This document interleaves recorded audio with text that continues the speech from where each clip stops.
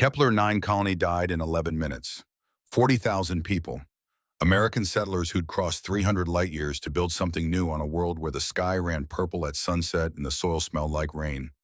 They'd named their streets after places they'd left behind. Oak Avenue, Magnolia Boulevard, Jefferson Street. They'd built schools, planted gardens. A man named Thomas Garrett had opened a coffee shop on the corner of 5th and Main where the cinnamon rolls were legendary. Kids played baseball in Morrison Park every Saturday afternoon. 11 minutes. The Thrakhor Dominion's fleet dropped out of faster-than-light transit at 0847 local time. 17 warships, heavy cruiser class. Their weapons charged in silence. No warning, no demand for surrender, no communication of any kind. At 0849, they opened fire. The orbital defense platforms lasted 40 seconds. The communications hub went dark at the 2-minute mark. The power grid collapsed at 4 minutes. By minute 6, the atmospheric processors were offline, and the colony's shield generators were molten slag. The bombardment continued for another 5 minutes, not because it needed to, because the Dominion wanted to be thorough. When it was over, Kepler-9 was ash and broken stone and 40,000 names that would never answer roll call again. 2 days later, New Austin Colony, population 18,000, mining settlement in the Arcturus sector.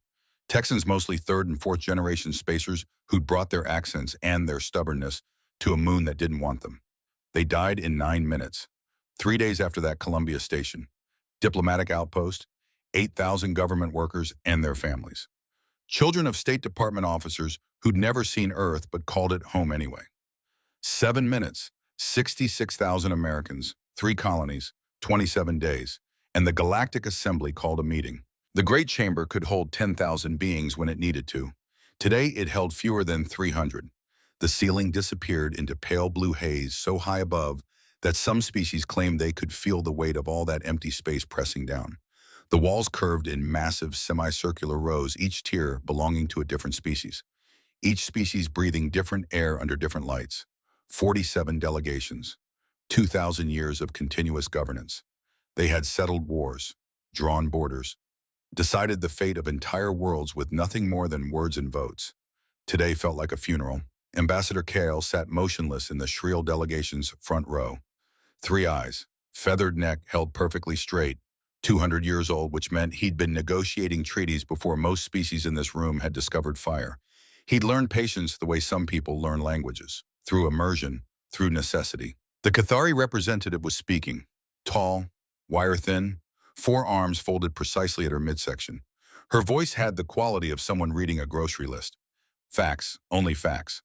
The Thrakhor Dominion currently commands 912 active warships. Their weapons technology exceeds current human military capacity by a factor of 3.7. Their defensive shielding has not been breached in recorded combat history. She paused, let the numbers settle.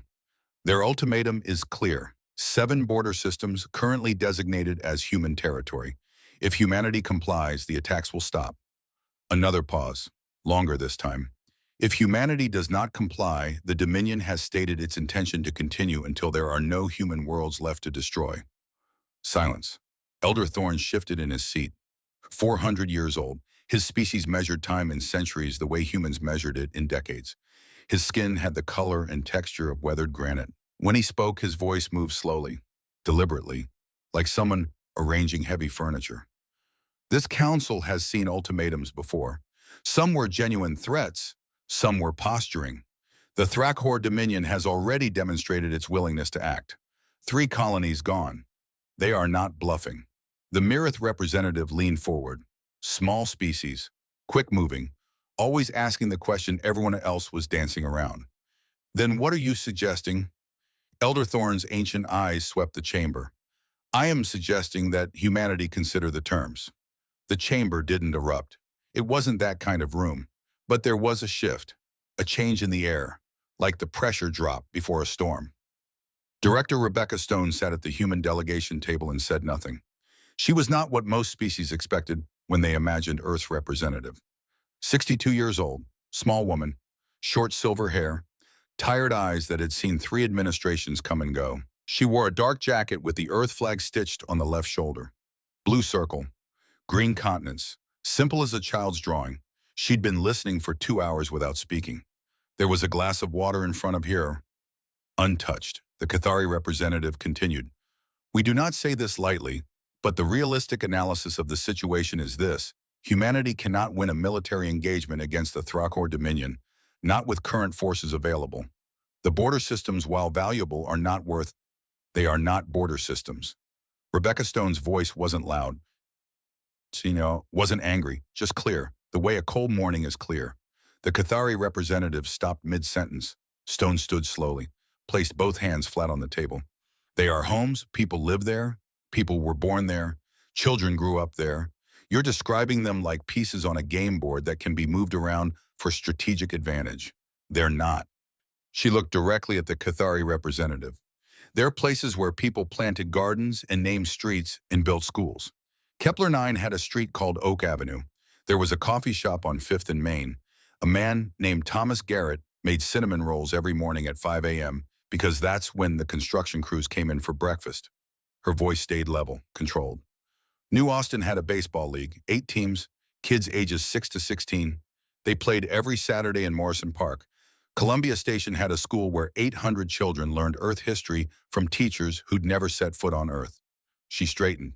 So no, we will not be considering the terms. Elder Thorne leaned forward slightly. Director Stone, we understand the emotional weight of what has happened, but the survival of your species must take priority over. The survival of our species, Stone said quietly, is exactly what we're talking about. She reached down, picked up a small communications device from the table, looked at it for a moment, set it back down. When the first colony was attacked, our government convened an emergency session. Not like this one, faster. We didn't spend 2 hours reviewing the Dominion's fleet numbers. She looked around the chamber slowly. We spent 2 hours deciding what to do about them. Her eyes moved from delegation to delegation. We have already responded. The Mirith representative sat up straighter. What do you mean you have already responded? Rebecca Stone's expression didn't change. I mean that we sent a ship. Silence. Different this time. The kind of silence that has texture. One ship, the Cathari representative said. Not quite a question. One ship, Stone confirmed. Ambassador Kale's 3 eyes blinked in sequence, a sign of deep confusion for those who knew his species. Director Stone, the Thrakor Dominion has 912 warships. Sending one vessel into their territory is not a military response. It is what we decided. Elder Thorne's voice dropped. It is suicide. Stone looked at him. Her expression stayed perfectly calm. She should be in their sensor range about now. She sat down, hands flat on the table, eyes straight ahead. The chamber sat in the stunned silence. One ship says 3 things, Stone continued, her voice quiet but carrying to every corner of the massive room. We are not asking for help. We are not waiting for permission. And we are not afraid. She picked up her glass of water, took a single sip, set it down with absolute precision. One ship says all 3 of those things at the same time. Ambassador Kale stood very still. He was old enough to recognize moments. The ones that seemed ordinary but turned out to be pivot points. The ones where history bent in a new direction. He had a feeling about this one. 3 weeks earlier, Captain Jonas Reeves stood in his office at Annapolis Naval Command and looked at a file labeled Operation Valiant, Crew Manifest, 312 names. He'd read every personnel file. Twice. Knew their ages, their specialties, where they were from, why they'd volunteered for deep space service. Some of them he'd trained personally, some he'd never met, but in 6 hours all of them would be his responsibility. All of them would be sailing into Thrakor territory on a ship that had never been tested in real combat. All of them knew they might not come back. Reeve was 43 years old, medium height, medium build, short dark hair going gray at the temples. His face had the kind of weathered quality that comes from 20 years of service and paying attention to all of it. His eyes were brown, almost black in certain light. He'd been to Kepler 9 once, 3 years ago. Supply inspection, routine, boring. 3 days of walking through warehouses and signing forms. He remembered a street market he'd walked through on the second evening, just to get some air. Someone had been cooking something that smelled like cinnamon, children running between the stalls, an old man sitting outside a shop on a folding chair, reading something on a thin screen. Completely at peace. Kepler 9 was ash now. Reeve closed the file, stood, walked to the window. USS Valiant hung in orbital dock 12 kilometers above the Atlantic. Even from here, she didn't look like the kind of ship that inspired confidence. Not beautiful, not sleek. She looked like a piece of heavy industrial equipment, angular, brutal, armor plating layered in overlapping sheets that gave her hull the texture of dragon scales. 12 years in development, built after the first border tensions with the Thrakor Dominion, built not in response to a specific threat, but to a feeling. The feeling that Earth's membership in the Galactic Assembly didn't guarantee safety. The feeling that being the youngest species in a very old galaxy sometimes meant no one was coming to help. Valiant had been built to go in alone, every system redundant, every section capable of independent operation, every crew member trained in 3 specialties instead of 1. Her reactor could sustain full combat output for 90 hours without resupply. Her armor could absorb 4 direct hits from Thrakor capital ship weapons without losing structural integrity. Her engines had range and speed that no Thrakor tactical manual had ever accounted for. She was the best thing Earth had ever built, and Reeve was about to take her to war. He met with each crew member individually. Standard protocol before deep deployment. 5 minutes per person. Asked the same question each time. Do you understand what this mission is? Every single one of them said yes. Commander Ilara Voss was the 14th person through his door. 38 years old, tall, lean, dark hair pulled back in a regulation bun. She'd been Reeves' executive officer for 4 years. He trusted her more than anyone alive. She stood at attention until he gestured to the chair. Ilara, you understand what we're being asked to do? Yes, sir. 312 people, 1 ship, Thrakor home territory. Yes, sir.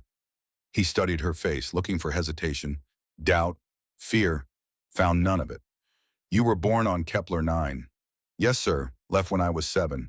Parents got transferred to Earth. You had family there. It wasn't a question. He'd read her file, knew her service record better than his own. Cousins, aunt, uncle, extended family. Past tense. She reached into her jacket pocket, pulled out a photograph. Old-fashioned, printed on actual paper. Set it on his desk. Yellow wildflowers, low mountains in the background. Sky so pale it was almost white. Took that the summer before we left. Morrison Valley. Used to go there every weekend. Reeve looked at the photo, said nothing. I was going to visit, Voss said quietly. Next year, always next year. She picked up the photograph, slid it back into her pocket. I understand the mission, sir, and I'm ready. Chief Engineer Dara Knox came in an hour later. 31 years old, small, quick-moving, short hair, tense eyes that never stopped calculating. Top 1% of her MIT reactor engineering cohort. Huntsville, Alabama. Grew up in Rocket City. Space was in her blood. Captain, Chief Knox, 5-minute conversation about a very long mission. Understood, sir. You've been living with Valiant's reactor for 2 years. You know her better than anyone. I do, sir. Can she do what we need her to do? Knox didn't hesitate. She can do things no human ship has ever done. Sustained combat output for 90 hours. Full weapons, full shields, full engines, all at once. Previous generation ships had to choose. Valiant doesn't choose. She does everything. And if we take damage, redundant systems on redundant systems, you can lose 40% of her mass and she'll keep fighting. Reeve nodded slowly. You talk to the reactor. Knox blinked. Sir, I've seen the maintenance logs. You talk to it. Call it beautiful. Tell it to behave. She smiled. First time he'd seen that in 6 months of working together. Sir, I spent 2 years building her heart. You spend that much time with something, you develop a relationship. And you're willing to take that relationship into Thrakor space. Sir, she's the best thing we've ever built. And if anyone's going to keep her alive through what's coming, it's me. Good, because that's exactly what I need you to do. Lieutenant Wraith Okafor, 26 years old, Philadelphia, tactical officer, highest systems assessment score in the program's history, smart enough to know exactly how dangerous this mission was. Lieutenant, sir, this will be your first combat deployment. Yes, sir. Real combat, not simulation. Understood, sir. Reeve watched him carefully, looking for the tells, the small signs that someone was in over their head and didn't want to admit it. You're afraid. It wasn't a question. Okafor met his eyes, steady. Yes, sir, I'd be an idiot not to be. Fear doesn't disqualify you. Letting it control you does. Sir, I've trained for 3 years for this. Run every scenario. Studied every tactical manual. I know the numbers, I know the odds, and I know that fear just means I understand what we're up against. He straightened slightly. It doesn't tell me what I'll do when the moment comes. Only the moment will tell me that, and I'd rather find out on Valiant than wondering for the rest of my life if I was good enough. Reeve nodded once. You'll find out. We all will. Corporal Lyndon Pierce, 24 years old, Nashville, systems specialist, quiet kid with steady hands and a sister starting at Caltech in the fall. Corporal Pierce. Sir, your sister, she knows what you're doing. Yes, sir, told her last week. What did she say? Pierce smiled, small one. She said I was an idiot. Then she said she was proud. Then she made me promise to come back because she's not explaining to Mom why I'm not at her graduation. You planning on keeping that promise? Planning on it, yes, sir, but I also understand the mission, and I understand that some promises are harder to keep than others. He looked directly at Reeve. Sir, my family came to this country 4 generations ago with nothing. Built something. My great-grandfather used to say that freedom isn't free and someone always has to pay the bill. And you think this is your bill. Think Kepler-9 paid a bill they shouldn't have had to pay. And if going to Thrakor space means no one else has to pay it, then yes, sir, this is my bill. 312 conversations. 312 people who understood the mission. 0 refusals. Valiant launched from orbital dock at 0600 hours. Reeve stood on the bridge and watched Earth shrink in the rear display. Blue and white and green. Smaller, smaller, gone.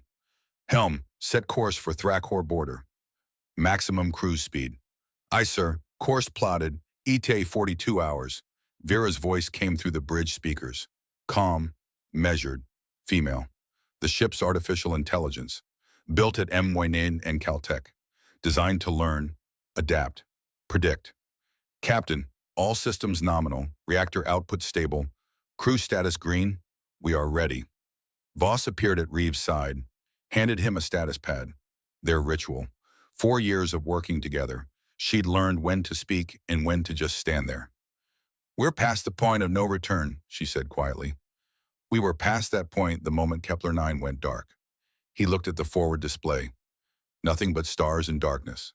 Alara, what do you think is going to happen when we cross that border? She thought about it, actually thought. One of the things he valued most about her. I think they'll send ships to intercept us. Probably a lot of them. I think they'll expect us to run or surrender. And when we don't, then they'll find out what Valiant can do. Reeve nodded slowly. 312 people on this ship. Every one of them said yes. Every one of them knew the odds. He turned to look at her. We're not going there to die. We're going there to make sure they understand that humanity doesn't negotiate with people who glass colonies. We don't ask permission. We don't wait for the Galactic Assembly to save us. His voice was quiet, absolutely certain. We solve our own problems. And if it only takes one ship to make them understand that, then one ship is exactly what we'll give them. Voss touched the corner of her console. The photograph was already taped there. Yellow wildflowers, pale sky, mountains. For Kepler-9, she said softly. For all of them, Reeve replied. 42 hours later, Valiant crossed into Thrakor space. The border wasn't marked by anything visible, just coordinates in a database. A line on a map that most species respected because war was expensive and peace was profitable. Valiant didn't slow down. We're across the boundary, Voss reported, officially in Dominion territory. Noted, maintain heading. Vera's voice. Captain, Thrakor scout vessel has logged our presence. Automated broadcast detected. Fleet command will be notified within the hour. Good. I want them to have time to think about us before we arrive. Wraith looked up from tactical. Sir, they're going to send ships. They are. A lot of ships. Probably. And we're not running. Reeve smiled, cold.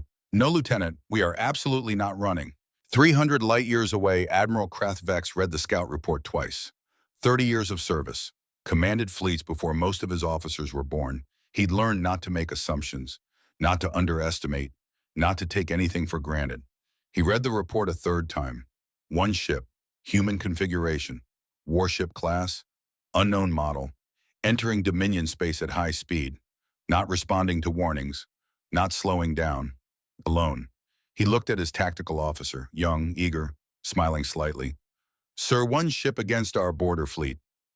The math is not complicated. Vex had been in enough battles to know that easy moments were often the dangerous ones. He had a feeling, nothing solid, just a feeling. Deploy 3 intercept formations, 40 ships total, weapons hot before they enter range. Full scanner sweep. I want every reading sent directly to me. Sir, 40 ships for one. I know what one is, Vex said flatly. I also know we don't have classification records on this vessel. It's new. We don't know what it can do. He looked at the tactical display. And I don't make assumptions about things I don't know.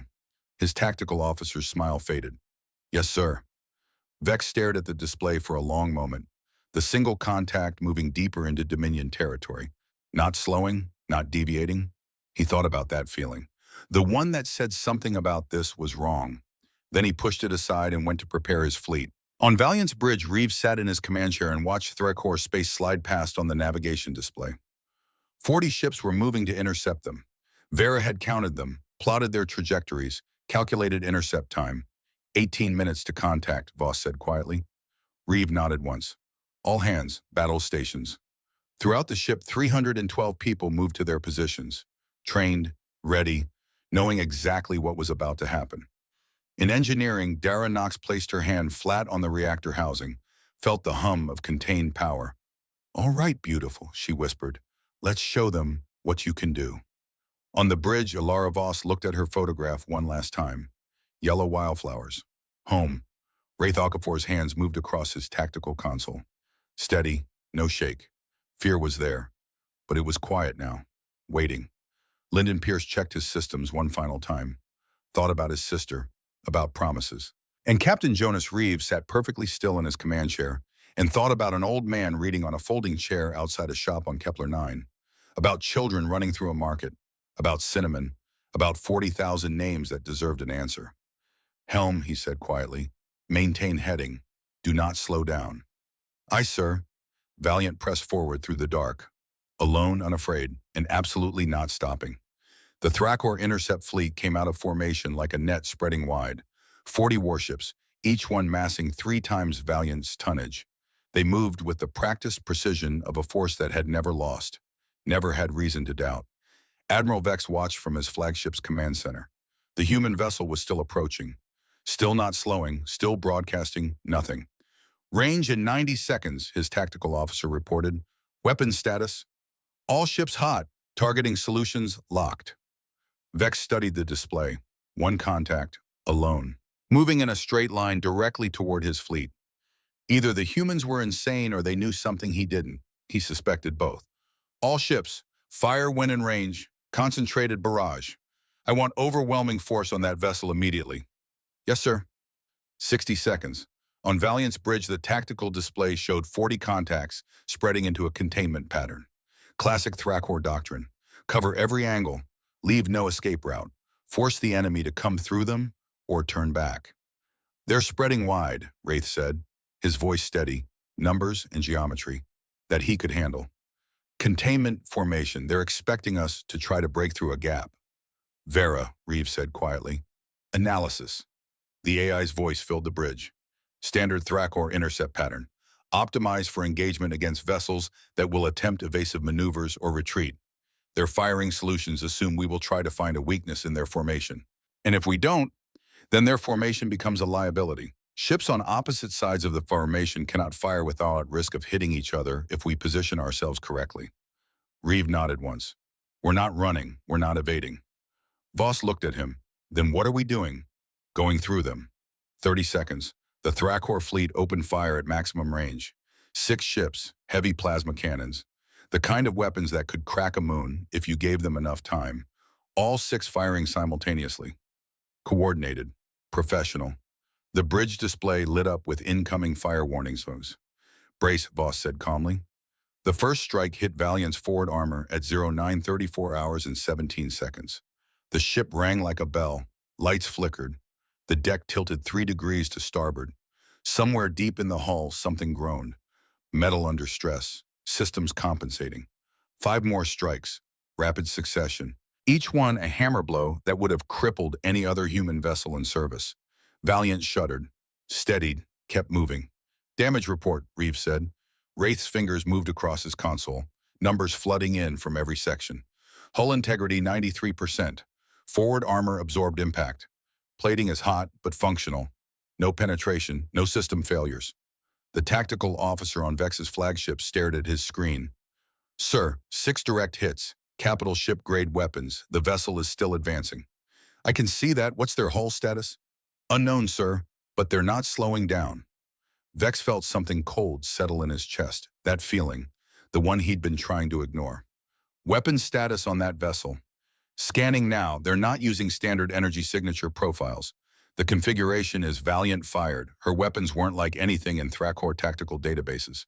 Not pure energy weapons, not conventional kinetics, something between. Hybrid accelerators that fired solid rounds at a significant fraction of light speed. Each round wrapped in an electromagnetic field that discharged on impact. The result was devastation on a scale that Thrakor shields weren't designed to handle. 8 Thrakor ships took hits in the span of 4 seconds. The first 3 lost power immediately. Reactors overloaded by the electromagnetic pulse. Systems going dark across entire sections. Emergency power struggling to come online. 2 more lost propulsion. Main engines slagged by kinetic impact that punched through their aft shielding like paper. 2 suffered catastrophic hull breaches. Atmosphere venting. Bulkhead sealing. Crew scrambling for survival pods. The 8th ship took a direct hit to its reactor housing. There was a moment, brief, where nothing seemed to happen. Then light. Brilliant. Searing. The kind of light you see when a star is born or a world dies. The ship came apart from the inside. Reactor containment failure. Plasma expansion moving faster than the hull could hold. Metal tearing, energy bleeding into space. It went dark. Not gradually, not with warning systems and damage reports. Instant. Like someone had simply turned off a switch. The Thrakor formation hesitated, just for a moment. Just long enough for trained military minds to process what they'd just seen. 8 ships, 4 seconds. One of them completely destroyed. And the human vessel was still coming. What the hell are they using? Vex's tactical officer said. His voice had changed. The smile was gone. I don't know, but adjust targeting solutions. All ships focus fire on their weapon systems. Disable their guns. It was the right call. Vex made it quickly. Sign of a good commander. It wasn't enough. Valiant didn't continue on her original heading. She turned. Fast. Faster than a ship of her mass should have been able to move. Reactor output spiking. Engines burning at levels that most species would have considered catastrophic. She drove directly into the left side of the Thrakor formation. Into the gap where 7 ships had just been disabled or destroyed. The containment net became a problem. Ships that had been positioned to fire inward at a target passing through the center now had friendly vessels on the opposite side. Firing solutions became complicated. Friendly fire became a real risk. Commanders hesitated. That hesitation cost them. Valiant went through the gap at full speed. She was inside the formation now, among them. Close enough that their size advantage became a disadvantage. Close enough that their heavy cannons couldn't track fast enough. She moved like something alive. Vera calculating trajectories in real time. Predicting firing solutions before Thrakor gunners could lock. Adjusting position 3 seconds ahead of every attack. Not graceful, not elegant, relentless. Valiant's guns spoke again. And again, each shot precise, each impact devastating. A Thrakor cruiser trying to maneuver for position took a hit amidships, lost stability control, started a slow tumble it couldn't correct. Another took rounds through its command section. Bridge went dark, secondary control trying to compensate. A third made the mistake of getting close, trying to use its mass advantage. Valiant put 3 rounds through its reactor shielding at point-blank range. It went critical. Voss watched the tactical display and felt something she hadn't expected to feel. Hope. They're breaking formation, Wraith said. His voice still steady, but there was something underneath now. Excitement, fear, both. Trying to regroup. Vera, status on their fleet. 14 vessels destroyed, 9 disabled. Remaining ships falling back to re-establish defensive positions. Time since first contact. 11 minutes, 17 seconds. 11 minutes. Reeve looked at the display. 40 ships had become 17 functional vessels, and those 17 were retreating. Helm, maintain heading, follow them. Sir, they wanted to know what we can do. Let's make sure they get a good look. Voss turned to him. Jonas, we've made our point. No, we've made a dent. The point comes later. He looked at her directly. When we get to their capital. Admiral Vex stared at his tactical screen for 2 full minutes without speaking. His tactical officer stood nearby, silent. The young man who'd been smiling earlier looked like he'd aged a decade in 11 minutes. Casualty reports, Vex said finally. 14 ships total loss, approximately 4,000 personnel, 9 ships disabled but recoverable. Unknown casualties on those vessels, but preliminary estimates suggest another 2,000. 6,000 of his people, gone or injured, in 11 minutes against one ship. The human vessel, still advancing, hull integrity estimated at 89% based on energy signature analysis. They've taken damage but remain fully operational. Vex thought about his 30 years of service, about every battle he'd fought, every engagement he'd commanded. He thought about the feeling he'd had when he read that initial scout report. He'd been right to be worried. He reached for the long-range communications array. Get me Supreme Commander Drax. Priority 1.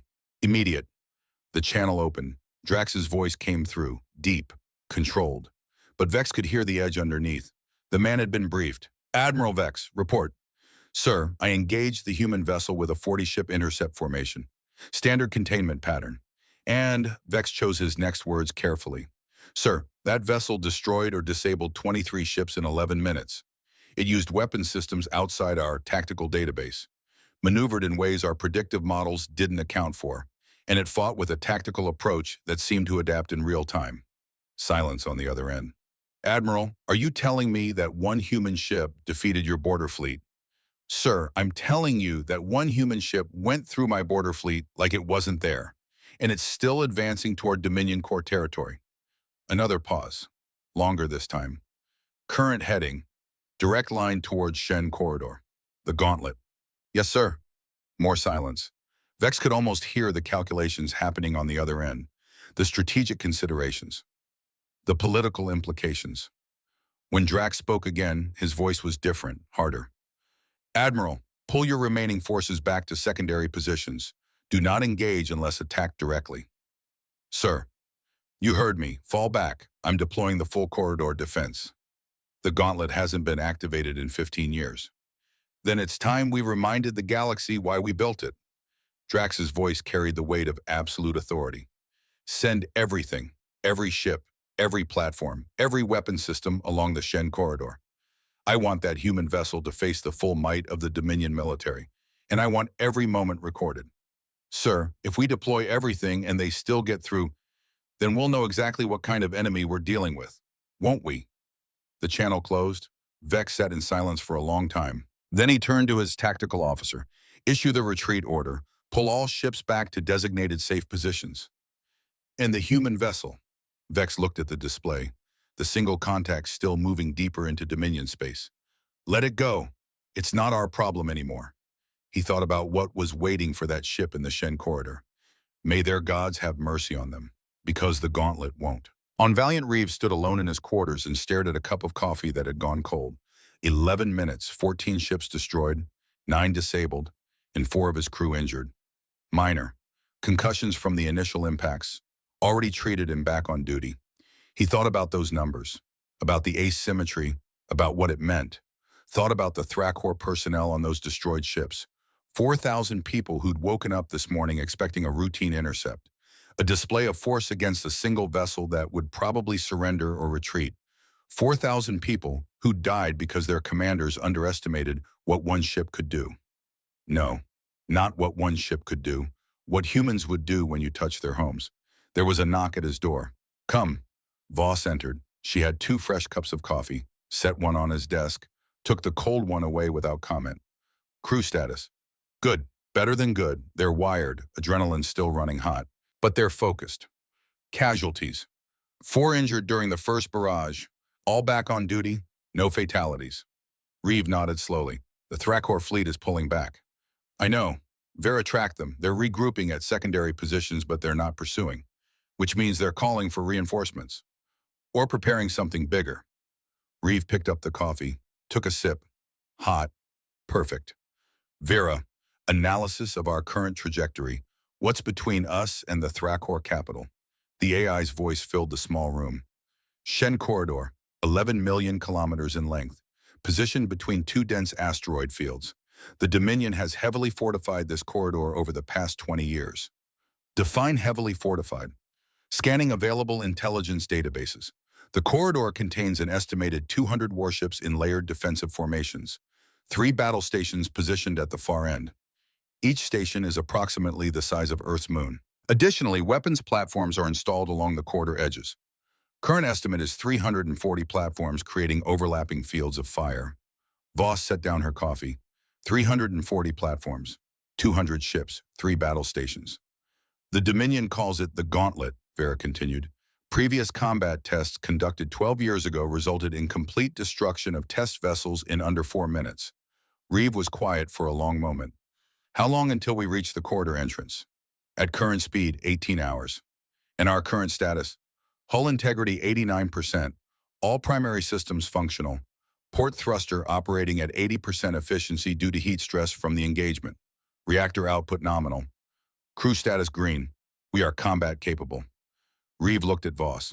18 hours. I want the crew on rotating rest shifts. Mandatory. No one works more than 6 hours straight. I need everyone sharp for what's coming. Already drafted the rotation schedule. It's on your pad. Of course she had. What do you think is waiting for us in that corridor? Voss thought about it, the way she always did, carefully. I think they're going to throw everything they have at us. I think they're going to try to make an example. Show the galaxy what happens when someone challenges the Dominion. And I think we're going to show them that humans don't respond well to threats. Reeve smiled, cold and sharp.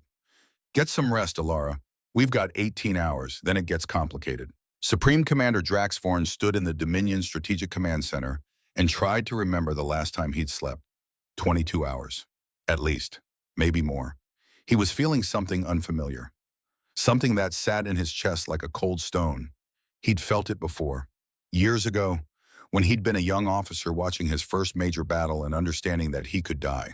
Fear, not panic, not terror, just the quiet recognition that the situation was outside his control. That variables existed he hadn't accounted for.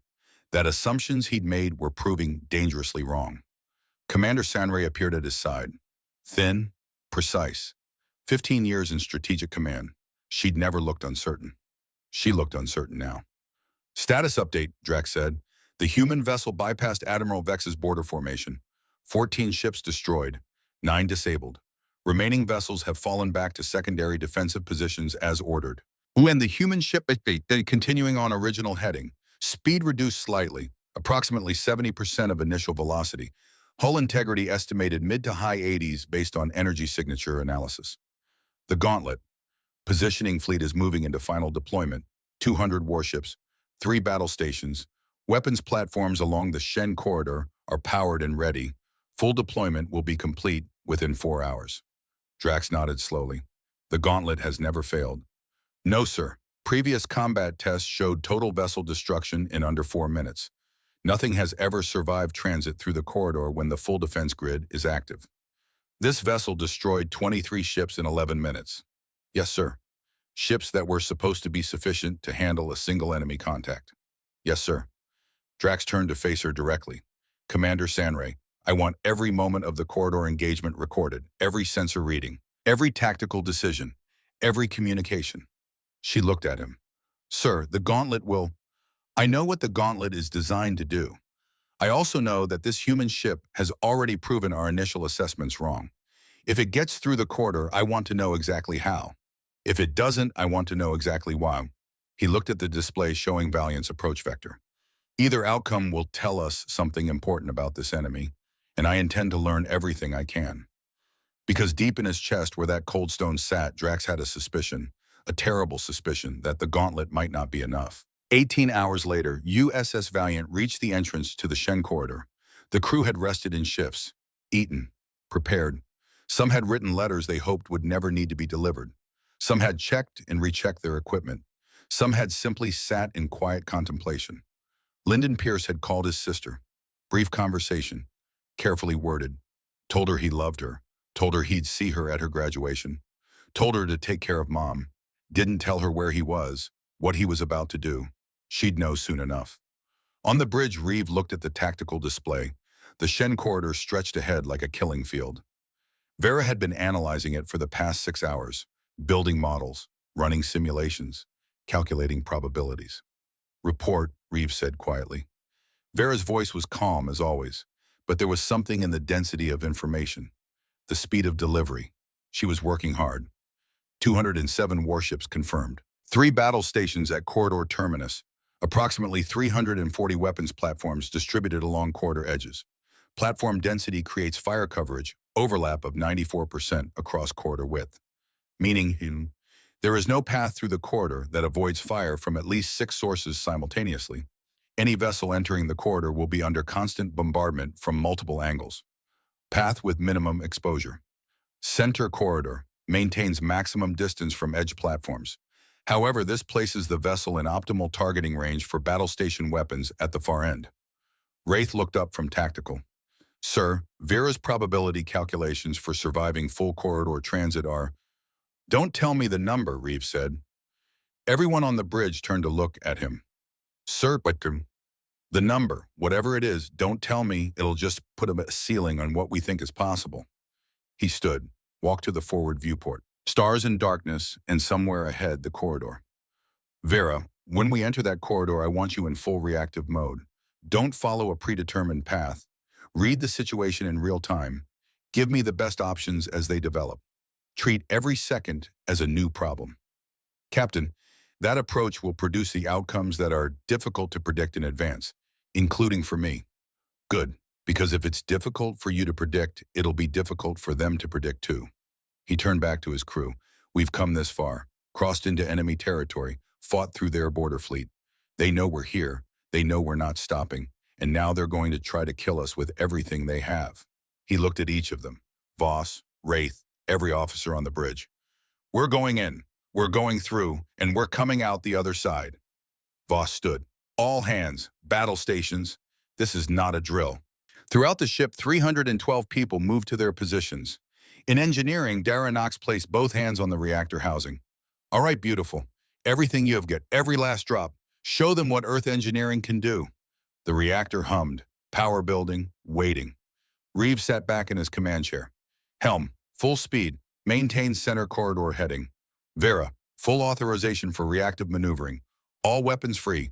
Engage targets as they present. Acknowledge, Captain. All crew, this is the captain.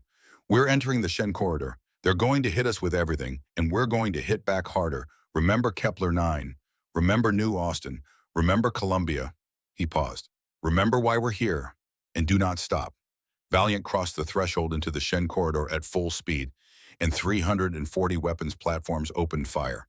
And 340 weapons platforms opened fire. The weapons platforms fired in sequence. A wall of light converging from both sides of the corridor. Energy weapons, kinetic rounds, plasma charges, all of it flowing toward the center where Valiant was cutting through at full speed. Vera had calculated the timing cycles of each platform down to fractions of a second. She moved Valiant through the gaps in that timing like threading a needle at relativistic velocity. Not avoiding fire. That was impossible. Just positioning the ship to take hits on the strongest armor sections. Distributing damage. Surviving. 3 strikes hit within the first 30 seconds. The bridge shook. Hard. Wraith grabbed his console with both hands to stay in his seat. Emergency lighting flickered. Somewhere deep in the hull, metal screamed. Hull integrity 83%, Wraith reported, his voice steady despite everything. Forward armor absorbed impact. Plating is hot. Functional. Weapons platform starboard side, Reeves said. Sectors 4 through 7. Focus fire.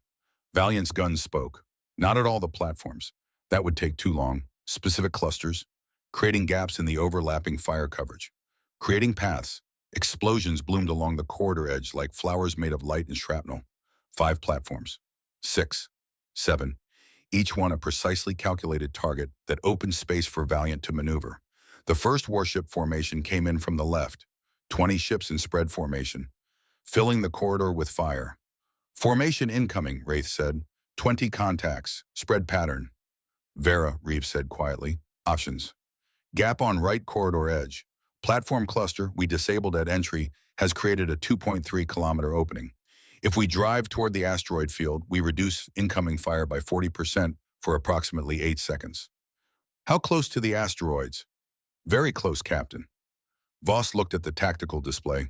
The asteroid field was dense. Ship-killing, dense. Flying that close was insane. Do it, Reeves said. Valiant turned hard right. Reactor output spiking, engines burning at levels that made the entire ship vibrate. She drove toward the asteroid field dead edge at a speed that would have terrified any sane captain. The crew in the starboard observation bay watched boulders the size of buildings pass close enough to touch. So close they could see the texture of ancient rock, the pitting from millennia of micrometeorite impacts. The Thrakor formation had spread wide specifically to prevent this kind of evasive maneuver, but they hadn't accounted for anyone being willing to risk collision with the asteroid field. Their firing solutions became complicated.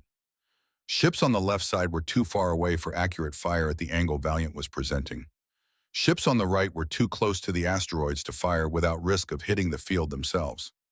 They fired anyway, less accurate, but there were a lot of them. 7 hits in 4 seconds. The bridge went red, warning klaxons screaming. Hull integrity numbers dropping, 83%, 79, 74, 71. Lower port corridor depressurizing, Wraith said, his voice tight now. Emergency seals activating. In the lower port maintenance corridor, 4 crew members were running, bulkheads coming down, automated systems trying to contain the breach. 3 of them made it to the sealed section in time.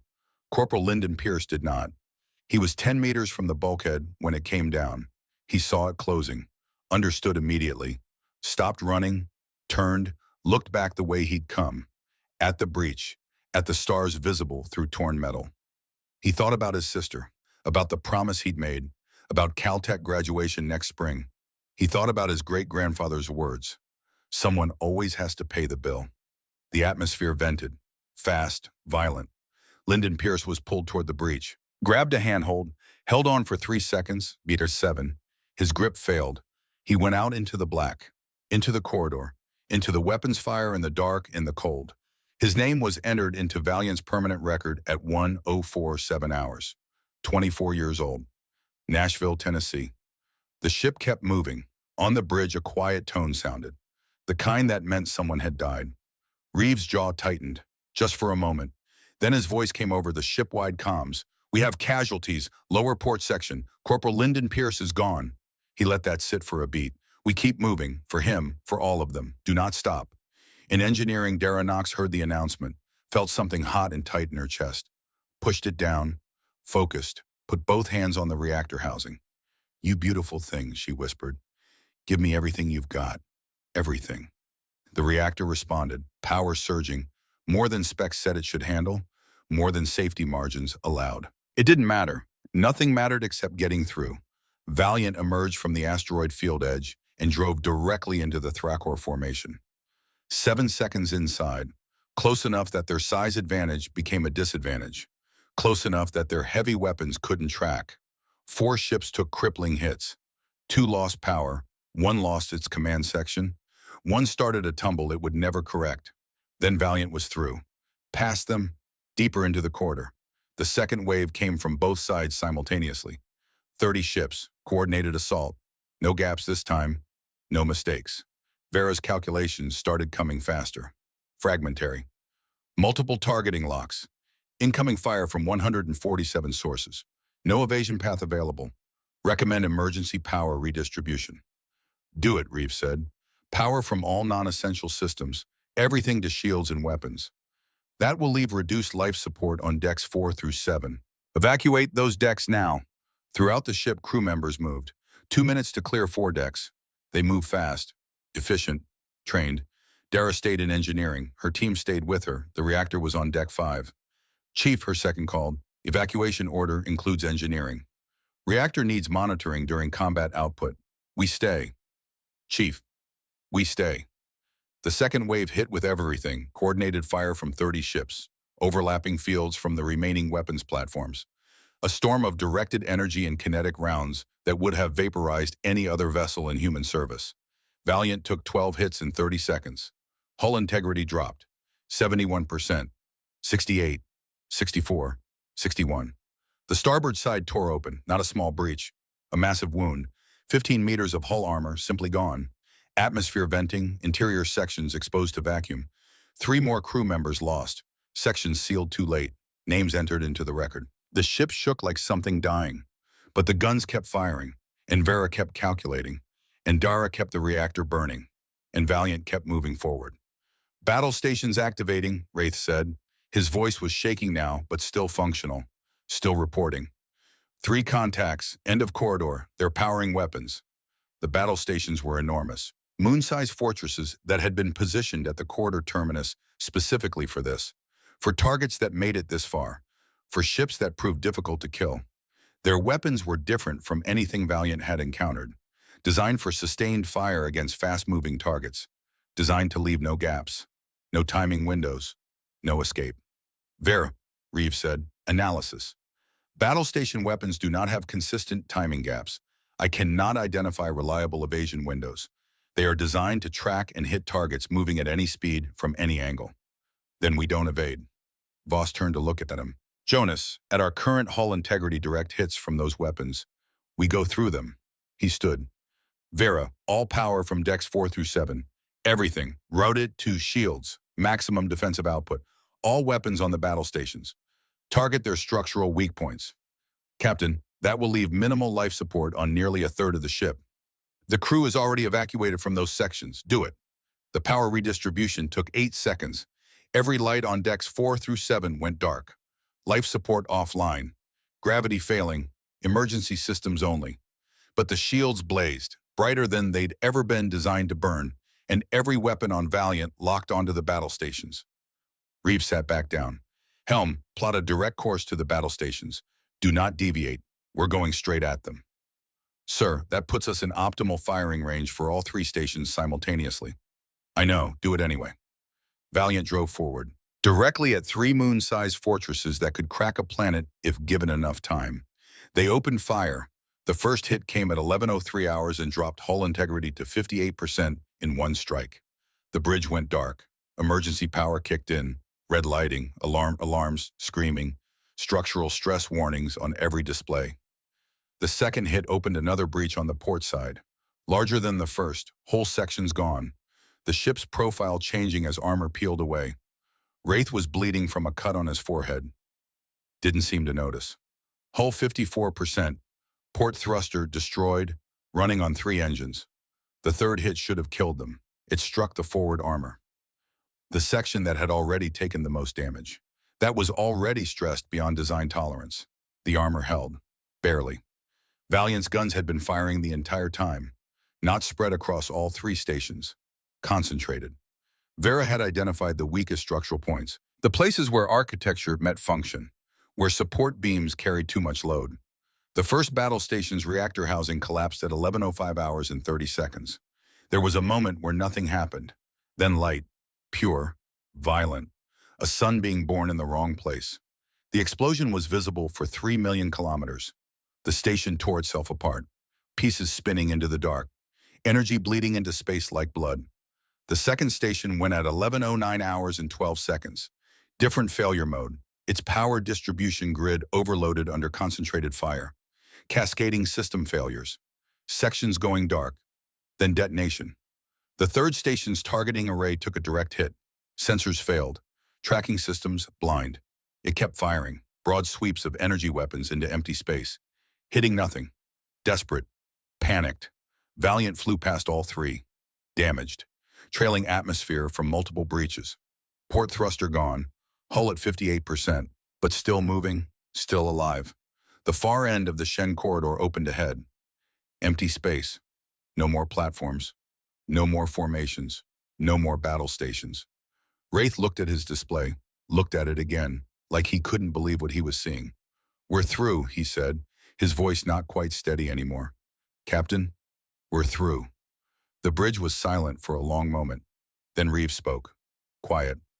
Damage assessment, full report. The numbers came in. Brutal, honest. Hull integrity 58%. Starboard breach exposing 6 decks. Port breach exposing 4. Port thruster completely destroyed. 3 main engines remaining at 80% output. 22 crew injured. 4 dead. Corporal Lyndon Pierce. Specialist Maria Okafor. Technician James Wright. Engineer Sarah Patel. 4 names in the permanent record. Reeves stood, walked to the viewport, looked at the stars. How far to the Thrakor capital? 18 hours at current speed with thruster loss, Wraith said. Good. Vera, damage control protocols. Work with Chief Knox. I want everything you can give me in 18 hours. Understood, Captain.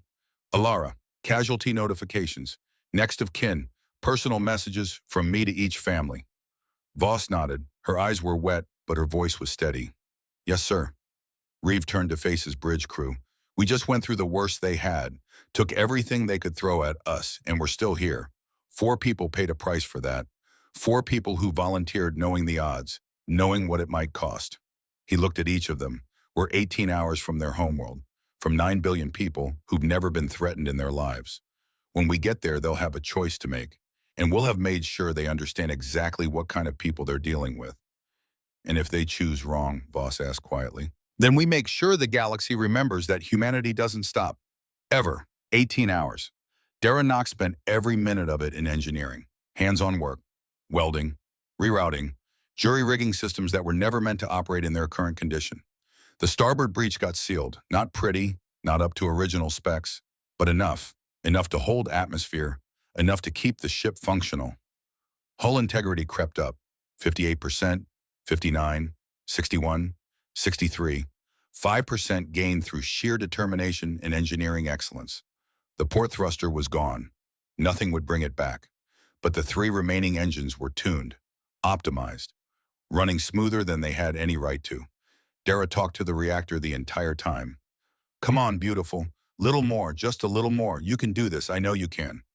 The reactor hummed, steady, reliable. The ship held together. Reeves spent the 18 hours walking, deck by deck, section by section, talking to crew, looking at damage, seeing with his own eyes what they'd survived. He stopped at the memorial wall, 4 names already added. Brass plates, simple, clean, Corporal Lyndon Pierce, age 24, Nashville, Tennessee.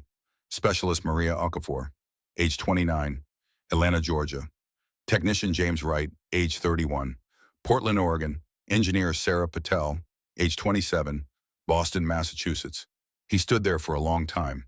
Then he moved on. In her quarters, Voss looked at the photograph. Yellow wildflowers, mountains, sky. Kepler 9, 66,000 people. 3 colonies, gone. 4 crew members, 1 ship. Still fighting. The math didn't balance. Could never balance. But they'd made the Dominion bleed, made them understand. That had to mean something. USS Valiant dropped into the Thrakor home system 18 hours and 42 minutes after exiting the Shen corridor, exactly as Vera had calculated. Rethera hung in space ahead. Green, gray, enormous. 9 billion people. Cities built on top of cities for so long that the oldest districts had forgotten what sunlight looked like. The seat of Dominion power for 3,000 years. Never threatened, never attacked, never questioned. Until now. Reading 160 warships, Wraith said. Defensive formation, 7 layers, 40 orbital weapons platforms. Ground-based emplacements detected. The entire home defense fleet. Everything they had. Positioned, ready, waiting. Are they targeting us? Reeve asked. Wraith checked his display. Checked again. Negative, sir. They're holding position. Weapons are hot, but they're not locked on. Vera, analysis. Their formation is defensive, positioned to intercept threats from any approach vector. However, they are not firing. This suggests they are waiting to see if we communicate. Voss looked at Reeve. They want to talk first. Then let's talk. Sir, we're in orbit above 9 billion people. 1 damaged ship against their entire home fleet. If this goes wrong, it won't. He stood, straightened his uniform jacket, an automatic gesture, the kind you make before saying something important. He thought about Kepler 9, the street market, the cinnamon, the old man reading. Thought about Lyndon Pierce, 24 years old, sister at Caltech. Thought about 66,000 names, 4 more names, all of them deserving an answer. Open channel, standard Thrakor frequency. Channel open, sir. Reeve took a breath, let it out. This is Captain Jonas Reeve of the United States ship Valiant. I'm speaking to whoever commands the fleet I'm looking at. His voice was quiet, not soft. Quiet. There was a difference. I came here because 3 American colonies were destroyed, 66,000 people. I came here to make sure it doesn't happen again. He paused. Let that land. I have no interest in destroying this planet. I have no interest in killing 9 billion people. That is not what we do. That is not who we are. Another pause. What I want is simple. I want every survivor from the 3 colony attacks, 412 people, returned alive and unharmed within 48 hours. I want Dominion military forces withdrawn from all territory bordering human space, permanently. And I want a monument built on the site of each destroyed colony. Real monuments, built well, maintained by the Dominion forever. So what was done there is never forgotten. He looked at the planet on his display. I'm not asking for your surrender. I'm not asking for you to stop existing. I'm asking for accountability for what was done, and a guarantee it will not happen again. And those are my terms. You have 48 hours to respond. Silence. Just the sound of the bridge, the hum of systems. Breathing. Then a voice came through, deep, measured, careful. Captain Reeve, this is Supreme Commander Drax Vorn. I would like to ask you a question. Go ahead. You came here with one ship, through everything we put in front of you, alone. A pause. How? The question wasn't tactical. Reeve understood immediately. It was asking something deeper, something about who they were, what they were willing to do. He thought about the answer, about Dara in the engine room talking to the reactor, about the crew in the galley, scared people who went anyway, about Lyndon Pierce holding on for 7 seconds before letting go. Because it only takes one, Reeve said. If you know the reason for what you're doing and you believe in it, one ship is enough. One person is enough. He looked at the planet. You attacked our homes, not our fleet. Not our military installations. Our homes where people lived, where children went to school, where families built lives. His voice stayed quiet. No anger in it. The anger had become something else, something harder, more lasting. We don't need a fleet for that. We just need to be certain, and we will not stop. Silence again. When Drax spoke, his voice had changed, not weaker, older, like someone putting down something heavy. Your terms, will you put them in formal diplomatic record? Yes. Then I will review them, 48 hours. The channel closed. Reeves sat down slowly. Voss looked at him. He's going to accept. I know. You asked for monuments, not revenge, not territory. Yes. Why? Reeve was quiet for a moment. Because 66,000 people deserve to be remembered. Because 4 crew members died getting us here. Because if we're going to be the kind of species that crosses 300 light years to build new homes, we need to be the kind that remembers what those homes cost. He looked at the tactical display. 1 damaged ship, 160 pristine warships, 9 billion lives. And because I want them to understand that humanity doesn't win through cruelty. We win through certainty, through not stopping, through being willing to pay any price for what we believe in. And then showing restraint when we have the power to do anything we want. Voss smiled, small. They're going to tell stories about this, about Valiant, about what we did. Good, let them tell stories, as long as they remember the names, all of them. He stood. I'm going to write letters to 4 families. Then I'm going to sleep for 12 hours. Wake me if the Dominion responds early. Yes, sir. He walked off the bridge. Behind him, Valiant held position in orbit. Battered, scarred, missing 1 thruster and carrying wounds that would take months to fully repair. But still there, still unbroken. And the Thrakor Dominion looked at that ship and understood something they hadn't understood before. That sometimes it only takes one. Supreme Commander Drax Vorn sat alone in his private office and read Captain Reeves' terms for the 7th time. 36 hours had passed since the human ship had appeared in Rethor orbit. 36 hours of his government demanding answers. His admirals demanding orders, his analysts demanding explanations for how one vessel had done what no force in recorded Dominion history had ever done. He'd given them all the same response. Wait. The terms were simple, precise. 3 demands, no negotiation, 48 hours, return 412 survivors, withdraw from human border space, build monuments on 3 colony sites, not surrender, not territory. Not reparations measured in ships or systems or decades of tribute, monuments.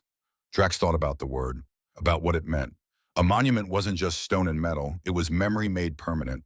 Acknowledgement carved into something that couldn't be erased or forgotten or revised when it became inconvenient. The human captain had come to their homeworld with 1 damaged ship, had held 9 billion lives in his hands, could have demanded anything, Could have turned Rathora's cities to ash the way Dominion forces had done to Kepler-9. Instead, he'd asked them to remember, to build something that would stand for generations and say this happened. We did this. These were their names. Drax picked up his communications panel.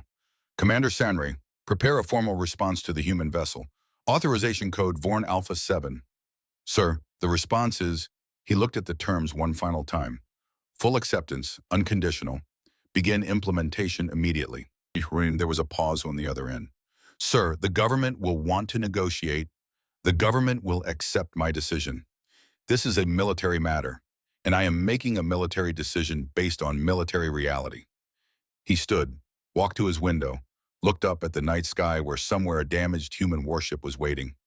Commander, do you know why I'm accepting, sir? Because that captain showed us something more dangerous than firepower. He showed us restraint. He had the power to destroy us and chose not to. That kind of enemy, the kind that can win and still choose mercy, that's the kind you don't fight. That's the kind you learn from. He turned from the window. Send the response and make sure every word is exactly as I dictated. The survivors came home in 3 waves, 412 people, held in Dominion detention facilities for 27 days. Some injured, all traumatized, none quite believing they were actually leaving. The first transport docked at New Terra Station at 0600 hours on the 19th day after Valiant's arrival at Rathora.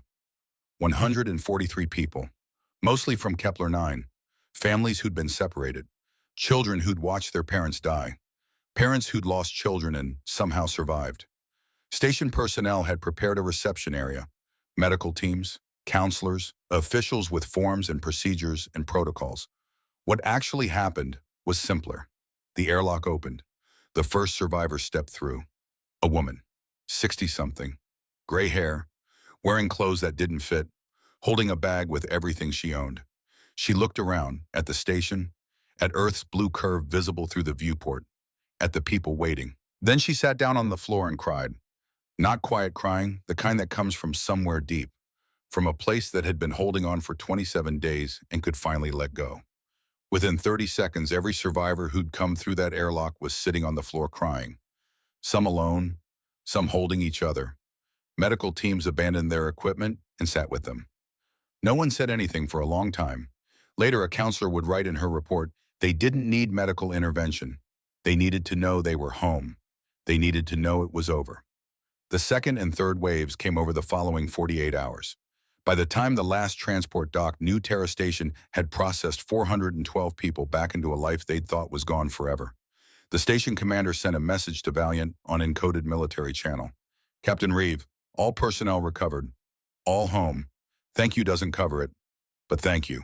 Reeve read the message alone in his quarters. Read it twice. Then he deleted it and went back to work. The Dominion military withdrawal took 14 days.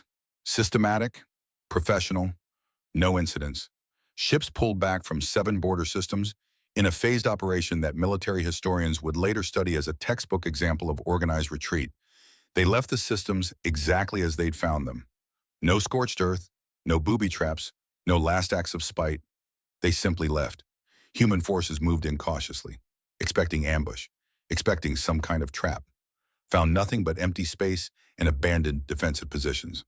On the 7th day of the withdrawal, a Threkor Rear Admiral transmitted a brief message on open channels. Human forces, systems are clear. Defensive installations have been powered down but not destroyed. They are yours. We will not return. That was all. The border shifted. Quietly. Permanently. And the galaxy watched and understood that something had changed. The monuments were another matter. The Dominion government issued the construction contracts within hours of Drax's acceptance. 3 sites. 3 construction teams. Budget whatever it takes. Timeline as fast as possible. But monuments aren't built quickly. Not real ones. Not ones meant to last. The team assigned to Kepler-9 arrived 6 weeks after Valiant's mission. 27 engineers and construction specialists, led by a young Thrakor named Saren Mal, 27 years old. Never left Dominion space before this assignment. Took the job because it was work and he needed work. The first time he set foot on Kepler-9, he understood this wasn't just work. The colony was ash, broken stone, twisted metal that had been buildings and homes and lives. The bombardment had been thorough. 40,000 people erased in 11 minutes. Saren walked through what had been a residential district. Streets still visible, curbs intact, street signs still standing. Oak Avenue, Magnolia Boulevard. He found pieces, a child's toy, a cooking pot, a picture frame with the glass melted but the metal backing still holding its shape. 3 days into the site survey, he found the cup. Ceramic, intact, handle still attached, sitting upright in the ash like someone had just set it down. He picked it up carefully, turned it over. Plain white ceramic. No markings. The kind of cup you'd find in any kitchen in the galaxy. But someone had drunk from this cup, had held it every morning, had set it down and gone to work and never come back. Saren sat in the ash holding that cup for 20 minutes. When he stood up, he'd made a decision. The monument design had been specified in the Dominion contracts. Basic requirements, minimum size, structural standards, an inscription acknowledging what had happened here. Saren called his project supervisor. I need authorization to exceed minimum specifications. Mal, the contracts are clear. Build to spec, don't overcomplicate. I want to make it larger. Add a second tier. More surface area. Wow, because I want to add names. The supervisor was quiet for a moment. The contracts don't require names, it does. I know, I'm requesting them anyway. Do you understand how many people died here? 40,017. I pulled the registry. Another pause. Mal, you'd need to carve 40,000 names. That's months of additional work. The contracts don't pay for that. I'm not asking for additional pay. I'm asking for authorization to do it right. The supervisor thought about it, checked the contract language. Minimum size specified, no maximum. Approved, but you're staying until it's done, and you're doing it on your own time. Understood. Saren started carving names the next day. It took 6 months. The monument itself took 3 months. Local stone, shaped into something that was simple enough to understand and complex enough to mean something. Tall, taller than required, because the size should reflect what had been lost. At the base in both Thrakor script and English, an inscription, here stood Kepler 9 colony.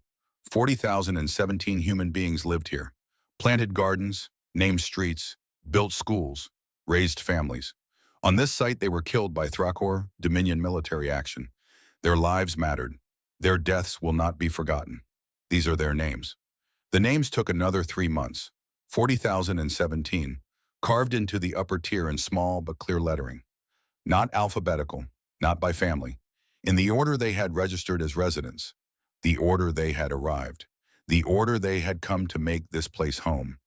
Saren carved them himself. Refused automated systems, refused assistance, every name, every letter.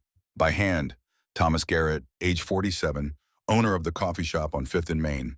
Sarah Chen, age 9, figure 1, 3rd grade, liked baseball. Marcus Williams, age 72, retired engineer, had been reading outside his shop on a folding chair. 40,000 names, 40,000 people who deserved to be remembered. On the day the monument was completed, Saren stood at the base and looked up.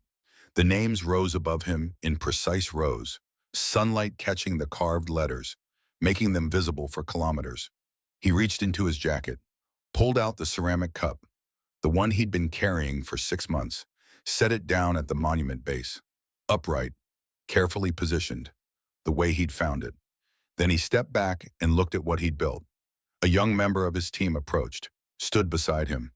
It's beautiful, sir. Saren shook his head slowly.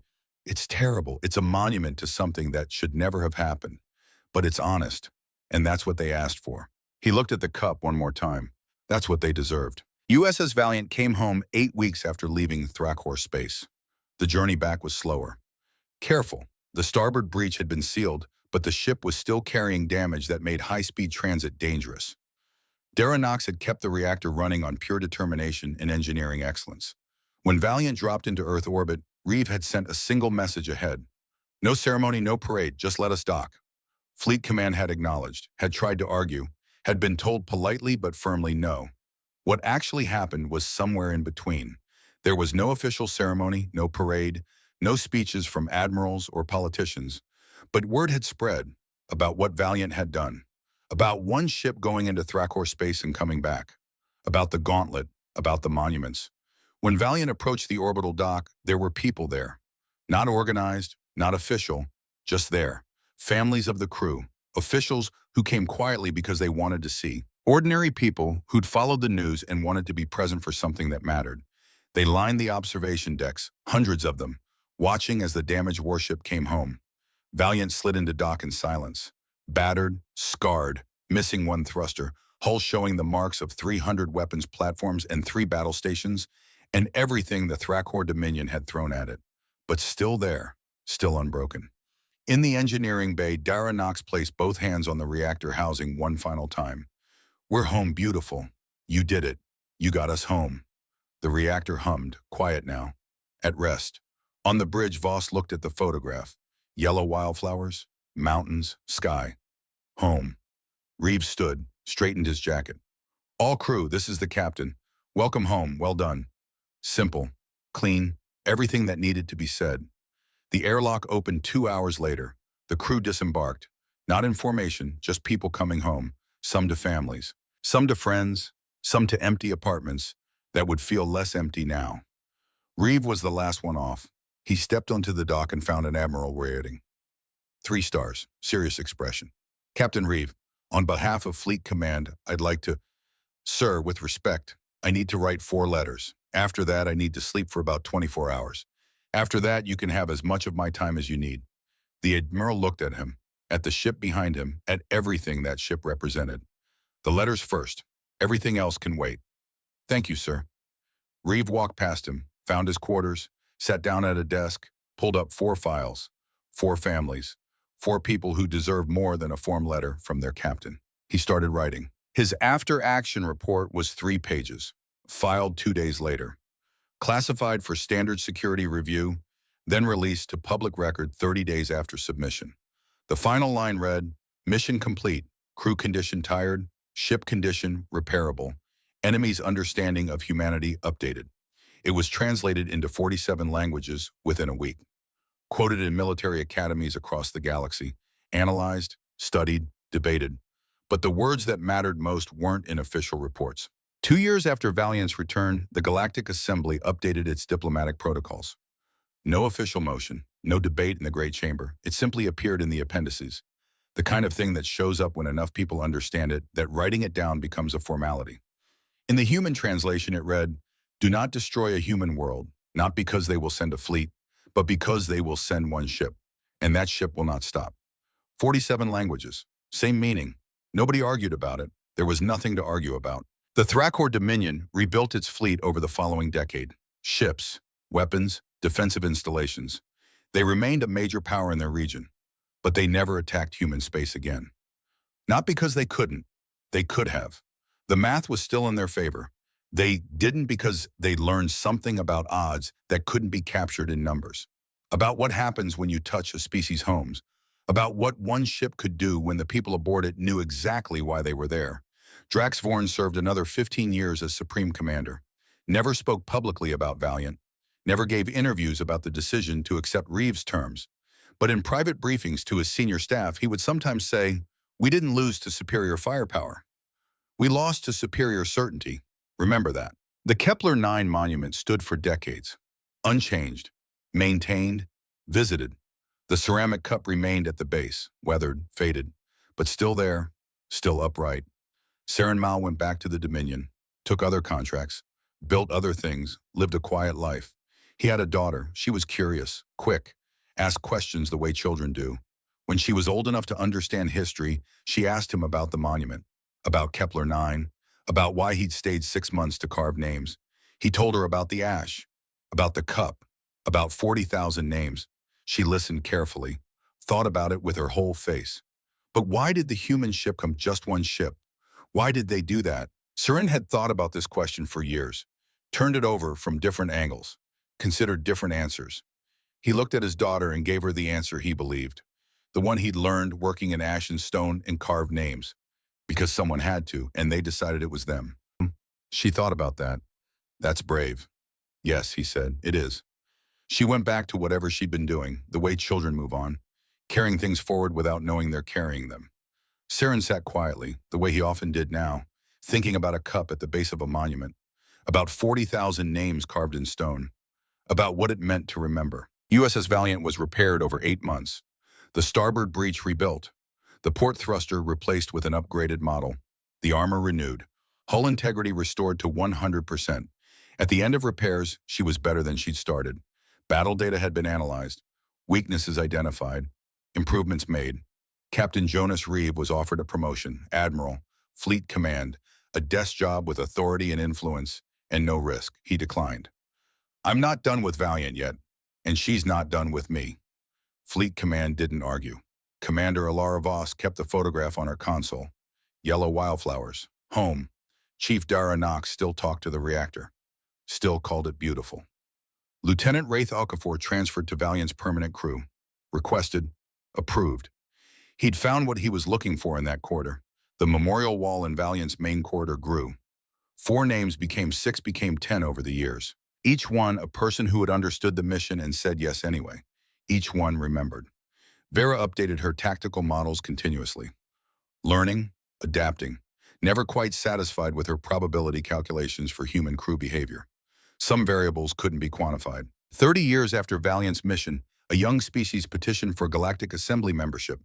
During the review process, their representative asked Ambassador Kyle about Earth. We've heard stories about a ship, about what humans did when their colonies were attacked. Is it true? Kyle, older now, but still with 3 eyes and patience measured in centuries, considered the question. Yes, it's true. 1 ship against an empire. 1 ship, 312 crew, 4 casualties. They went through everything the Thrakor Dominion put in front of them and emerged on the other side still moving. The young representative looked uncertain. But how? The numbers don't make sense. Kale smiled, the kind of smile that comes from having watched history bend. The numbers never made sense. That's the point. Humanity doesn't calculate the odds and decide if something is possible. They decide what needs to be done and make it possible. He gestured toward the human delegation table where Director Rebecca Stone's successor sat. That's what makes them dangerous. Not their ships, not their weapons, their certainty, their unwillingness to stop. The young representative thought about that. Should we be afraid of them? No, Kale said. You should be honest with them, respect their homes.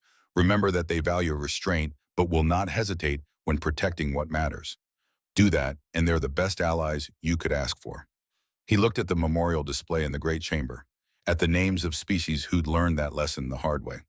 Do anything else and they'll send 1 ship, and that will be enough. Far from the assembly, far from Earth, in the black between stars where ships travel and empires rise and fall, and history happens, 1 decision at a time, USS Valiant sailed, still on active duty, still commanded by Jonas Reeve, still carrying the scars of the Shen corridor under renewed armor. In the main corridor, the memorial wall held 17 names now. In engineering, Dara Knox kept the reactor running, kept talking to it. On the bridge, Voss kept her photograph. And somewhere on Kepler 9, a monument stood. 40,000 names carved in stone. A ceramic cup at its base. Upright. Waiting. Remembering. The galaxy had learned something it wouldn't forget. About what happens when you touch humanity's homes. About what 1 ship can do when the people aboard it know why they're there. About the difference between calculating odds and deciding what must be done. Somewhere a child asked her father, why did they do it? And the answer was always the same. Because someone had to. And they decided it was them. Simple. True. Complete. The story of the unbreakable. The story of 1 ship that refused to stop. And the 40,000 names that made it necessary.